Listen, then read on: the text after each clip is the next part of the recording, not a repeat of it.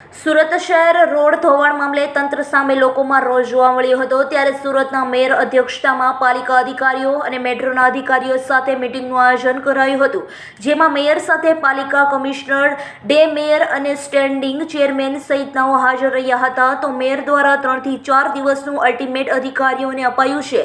રોડના ખાડા અને ડ્રેનેજની કામગીરી સંપૂર્ણ કરવા સૂચના અપાઈ છે, સાથે રોડ પર ટ્રાફિક ના થાય તેવી રીતે રિપેરિંગ કરવા સૂચના આપી છે।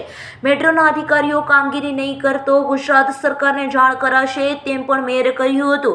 સાથે દર 15 દિવસે રિવ્યુ મીટિંગ કરી રિપોર્ટ પણ માંગવામાં આવશે તેમ પણ કહ્યું હતું।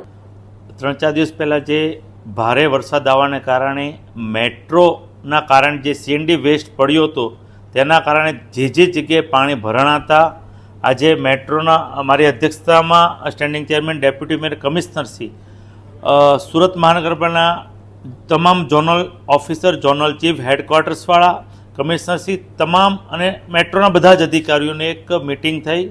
એમાં નક્કી કરવામાં આવ્યું છે કે જ્યાં જ્યાં ખાડા પડ્યા છે આવનાર 3 દિવસ સુધી 3-4 દિવસ કોઈ પણ પત્રવ્યવહાર અવર કરવાની મનાઈ અલ્ટિમેટમ આપી દીધું છે।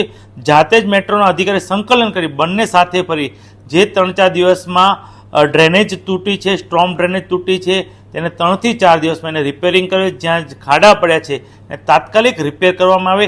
એ 3 થી 4 દિવસમાં આ તમામ કામ પૂર્ણ કરવા અલ્ટિમેટમ આપ્યું છે અને રોજ જ સાંજે એનું રિપોર્ટિંગ કમિશનરશ્રી અને મેયરશ્રીને મળી જાય।